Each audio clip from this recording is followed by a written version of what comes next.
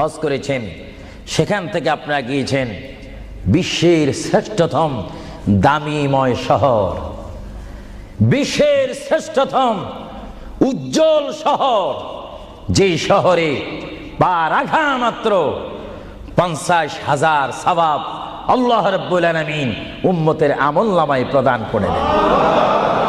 সেই শহরটির নাম হচ্ছে, সবাই উচ্চ কণ্ঠে আমার মা বোনেরা ছোট্ট ছোট্ট আওয়াজ দিয়ে, আমার শ্রোতা ভাইয়েরা উচ্চ কণ্ঠে বলুন, সোনার মদিনা। আরো জোরে বলুন, কি মদিনা? সেই সোনার মদিনার পথে আপনারা যেতে চান কি চান না? সেই মদিনা শরীফ গেলে গুনাহ হয় না গুনাহ মাফ হয়? গুনাহ মাফ হওয়ার সেই অবস্থা সৃষ্টি করে দিয়েছেন কে? যে শহরে আজকে এই যুক্তরাজ্যের জমিনে, ইংল্যান্ডের জমিনে, ওয়ার্ল্ডহাম এই জমিনে যদি কোনো মুসলমান যদি নামাজ পড়েন, এক ওয়াক্ত নামাজ পড়লে 10টা সওয়াব পাবেন, নেক পাবেন। কিন্তু মদিনাতুল মুনাওয়ারা শরীফে রাসূলুল্লাহর নাম সংযুক্ত মসজিদে গিয়ে একটা সিজদা দেন, 50,000 সিজদার সওয়াব হয়ে যাবে। একবার যদি আলহামদুলিল্লাহ বলতে পারেন, 50,000 আলহামদুলিল্লাহ বলার নেক পাবেন। একবার যদি কোনো মতে গিয়ে যদি রসুলকে যদি ডাক দেন, ইয়া রাসূলুল্লাহ, সঙ্গে সঙ্গে 50,000 ইয়া রাসূলুল্লাহ বলার সওয়াব পেয়ে যাবেন। আরো জোরে বলেন না সুবহানাল্লাহ। আমার বড় বড় বাবারা, আমার নওজওয়ান ভাইয়েরা, আমার যুবক ভাইয়েরা, কুসি কুসি বাবারা, আমার পর্দানিশীন মা ও বোনেরা, আমাদের নেক সওয়াবের প্রয়োজন আছে কিনা? আরো জোরে বলুন, আছে কিনা?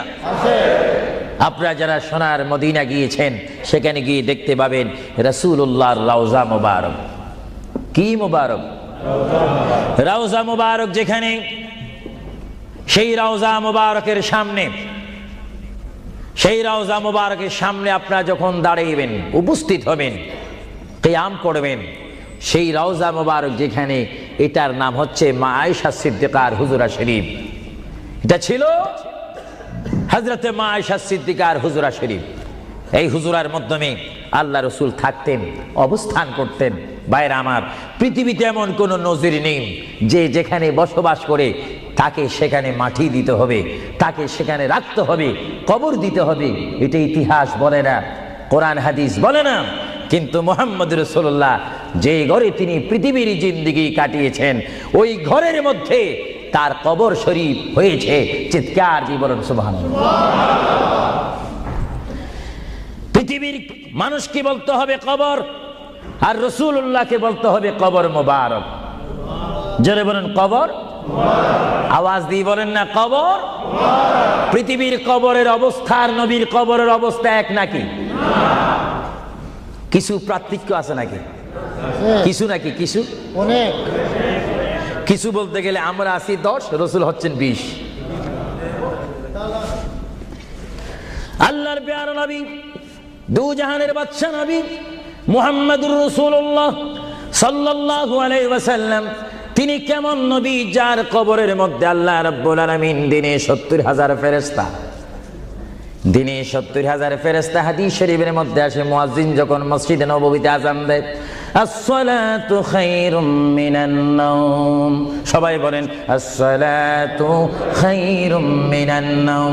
মুয়াজ্জিন যখন আযান দিয়ে দেয়, ওই টাইমে রহমতের 70,000 ফেরেশতা দুরূদ শরীফ পড়তে পড়তে আমার প্রিয় নবীর রওজা মুবারকের মধ্যে উপস্থিত হয়ে যায়। আর সমস্ত ফেরেশতারা চতুর্দিকে ঘুরে ঘুরে দুরূদ শরীফ পড়া শুরু করে। আবার যখন মাগরিবের আযান হয়, তখন ফেরেশতারা চলে যায়। আবার 70,000 ফেরেশতা নতুন করে রাত্রের মধ্যে নাজিল হয়। তাফসীরের মধ্যে আসে, দিনে 70,000, রাত্রে 70,000। আজকে দিনে যারা আগমন করলো ফেরেশতা, কিয়ামতের আগে তারা আর আসার সুযোগ পাবে না। আজকে যারা আসলো, কিয়ামত পর্যন্ত এক গ্রুপ অপর গ্রুপের সঙ্গে সাক্ষাৎ হবে না। এমনি ভাবে দিনে 70,000 রহমতের ফেরেশতা, রাত্রে 70,000 রহমতের ফেরেশতা আমার প্রিয় নবীর রওজা মুবারক জিয়ারত করার জন্য আমার আল্লাহ আসমান থেকে পাঠিয়ে দিচ্ছেন। জোরে বলেন সুবহানাল্লাহ, বলেন আল্লাহু আকবার। আরো জোরে বলেন আল্লাহু আকবার। আল্লাহু আকবার। তাহলে এই হাদিসে প্রমাণ হচ্ছে মুহাম্মদ রাসূলুল্লাহর রওজা মোবারকে দিনে যদি 70,000 রহমতের ফেরেশতারা আগমন করে, রাত্রে যদি 70,000 আগমন করে, 70 দুটোটা 70 যদি যোগ দেওয়া হয় কত হবে? আরো জোরে বলেন 1,40,000 ফেরেশতা দৈনিক বাধ্যতামূলক আমার রাসূলের রওজা মোবারক জিয়ারত করে দুরূদ শরীফ পড়ে পড়ে রাসূলুল্লাহর স্লোগান দিচ্ছে। চিৎকার দিয়ে বলেন সুবহানাল্লাহ। আরো জোরে বলেন না সুবহানাল্লাহ। আপনারা সেই সোনার মদিনার রাসূলের কদম মোবারকে যেতে চান কি চান না? আরো জোরে বলেন চান কি চান না? রাসূলের কদমে গেলে গুনাহ হয় না, গুনাহ মাফ হয়। এটা দুরূদ শরীফ পড়েন। বালাগাল উলা বিকামালিহি কাশাবাদ দুজা বিজামালিহি হাসানাত জামিউ খিসালিহি সাল্লু আলাইহি नकीता खुदा तुझको मुझे दुनिया भी दे दे, न चाहता खुदा तुझसे तख्ते की चिरा भी दे दे। बलगल उला बिकमालिही जुड़े कशबत हसनत जमीउ खिसालिही। अल्लाहर प्रिय नबी মুহাম্মদ রাসূলুল্লাহ সাল্লাল্লাহু আলাইহি ওয়াসাল্লামের রওজা মুবারকে তিনি শুয়ে আছেন। তাহলে বোঝা গেল তিনি এখন জাহিরি ভাবে পৃথিবীতে নাই, তিনি এখন কবর মুবারকে রয়েছে। চিৎকার দিয়ে বলুন সুবহানাল্লাহ। কোথায় রয়েছে? আরো জোরে বলুন কবর। আপনাদেরকে একটি প্রশ্ন করে জবাব চাই, আপনারা বলুন মক্কা শরীফ আল্লাহর ঘরের সাথে একটি পাথর আছে কিনা? যে পাথরে চুমা দিলে কি গুনাহ হয় না গুনাহ মাফ হয়? আওয়াজে বোঝা যায় কিছু কিছু গুনাহ হয়। জোরে বলেন গুনাহ হয় না গুনাহ মাফ হয়? ওই পাথরটির নাম কি? আসওয়াদ পাথর। মূলত ওই পাথরটি হচ্ছে একটি ফেরেশতা। এখানে চুমা দিলে গুনাহ মাফ হয়।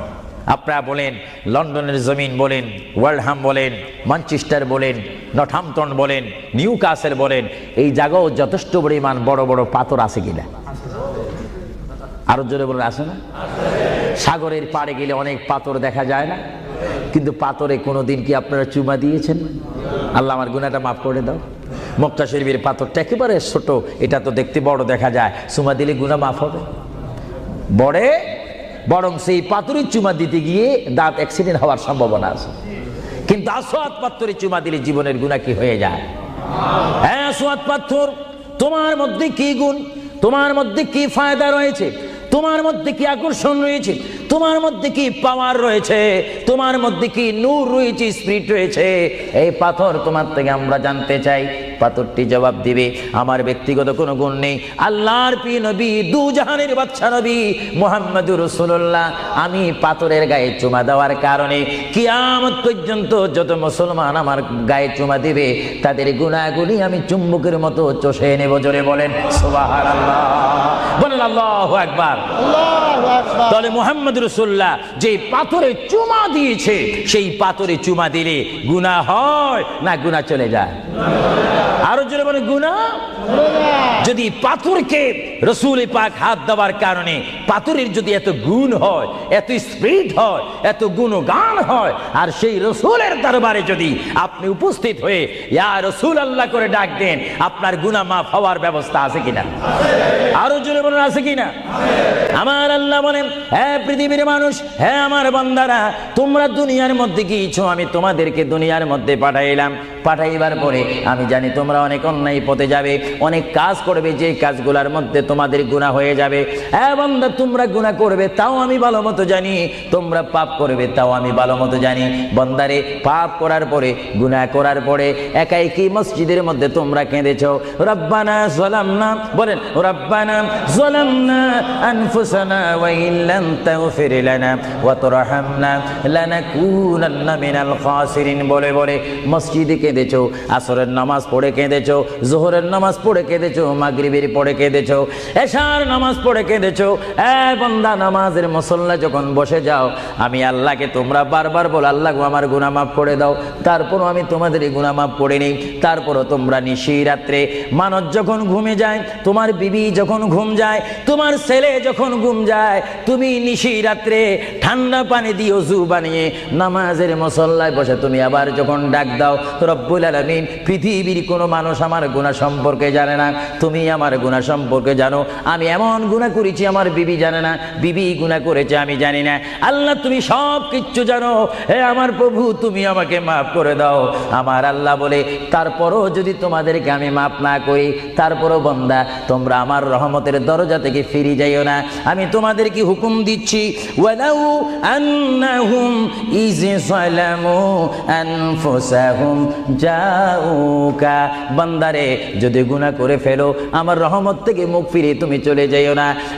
বান্দা আকাশ পরিমাণ যদি গুনাহ করো, পাতাল পরিমাণ যদি গুনাহ করো, সাগরের পানি পরিমাণ যদি গুনাহ করো, পাহাড় তুলনায় যদি তুমি গুনাহ করো, আমার দরবার থেকে তুমি নিরাশ হইও না। বান্দা আমি তোমাকে একটি রাস্তা বাতাই দিচ্ছি, একটি পথ তোমাকে আমি দেখাই দিচ্ছি। সেই পথটি কোন পথ তোমরা জানো? ওয়ালাউ আন্নাহুম ইয যালামু আনফুসাহুম জাউকা, বান্দারে যখন তোমরা বরবাদ হয়ে যাবে তখন তোমাদেরকে একটা পথ আমি তোমাদেরকে দেখাই দিলাম, সেই পথটির নাম হচ্ছে আমার রাসূলের মদিনা। জোরে বলেন সুবহানাল্লাহ।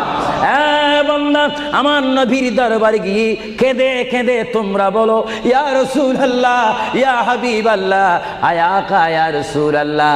আল্লাহ কোরআনে বলেছে ওয়ালাউ আন্নাহুম ইয যালামু আনফুসাহুম জাউকা ফাস্তাগফিরুল্লাহ ওয়াস্তাগফার লাহুমুর রাসূল। আল্লাহ বলেছে হে বান্দা তোমরা ডানে না গিয়ে, বামে না গিয়ে, পিছে না গিয়ে তোমরা সরাসরি আমার নবীর কদমে চলে যাও। আমার নবীর কদমে গিয়ে আমি আল্লাহর দরবারে তোমরা তওবা করো। তওবা করতে করতে তোমাদের চোখের পানি যখন বাইর হয়ে যাবে, আর ওই মুহূর্তে যদি আমার বন্ধু যদি তোমাদের জন্য আমার দরবারে সুপারিশ করে, আমি আল্লাহ তোমাদেরকে ওয়াদা দিয়ে দিলাম, গ্যারান্টি দিয়ে দিলাম, আমার রাসূল যদি তোমাদের জন্য আমার দরবারে সুপারিশ করে, সঙ্গে সঙ্গে বান্দা তোমার অতীতের জীবনের কবিরা সগীরা গুনাহ মাফ করে দিব। জোরে বলেন সুবহানাল্লাহ, আরো জোরে বলেন। আমার আপনার গুনাহ মাফ করার জন্য রাসূলুল্লাহর দরবারে যাওয়ার দরকার আছে কিনা? চিৎকার জীবন আছে কিনা? এটা কোরআনের অপব্যাখ্যা নয়, চ্যালেঞ্জ, কোরআন শরীফের আয়াত। ওয়ালাউ আন্নাহুম ইয যালামু আনফুসাহুম জাউকা, যারা তাফসীর পড়েছেন, তাফসীর জালালাইন পড়েছেন, টাইটেল পড়েছেন, বুখারী পড়েছেন, মুসলিম পড়েছেন, ইবনে মাজাহ পড়েছেন, সিয়াসিত্তা পড়েছেন, হাদিস পড়েছেন, ইজমা পড়েছেন, কিয়াস মেনেছেন, উসুল মেনেছেন, বালাগাত মেনেছেন, মুনতিক মেনেছেন, শরীয়ত বুঝেছেন, তরিকত বুঝেছেন, হাকিকত বুঝেছেন, ইলমে লুদুনি পেয়েছেন, ইলমে তাসাউফ মেনেছেন, তারা অবশ্যই স্বীকার করবে মানুষের একমাত্র মুক্তির স্থান, পরিত্রাণের স্থান, আসলের স্থান, নাজাতের স্থান, আল্লাহ পাওয়ার স্থান মুহাম্মদুর রাসূলুল্লাহ কদম মুবারক। চিৎকার দিয়ে বলেন সুবহানাল্লাহ।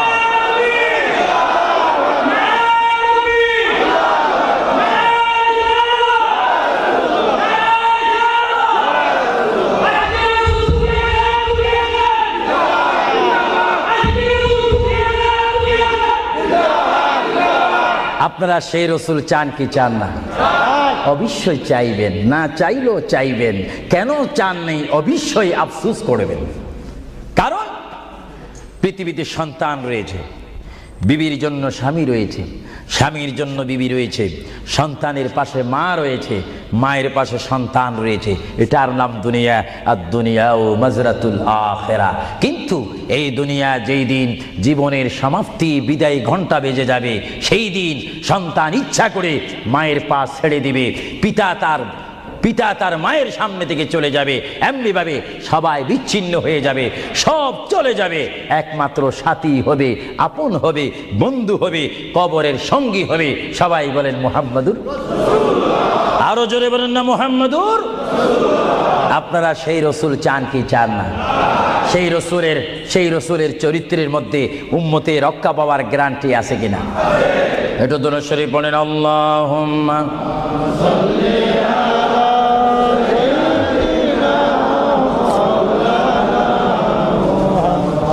وعلى آل سيدنا ভাইরা আমার, মহান রব্বুল আলামিনের কোরআনুল কারীম থেকে আমি একখানা আয়াত আপনাদের সামনে আবার পড়ে শোনাচ্ছি। আমরা যারা এখানে উপস্থিত রয়েছি, আমাদের সকলের জীবনের সাথে সঙ্গে সঙ্গে রয়েছে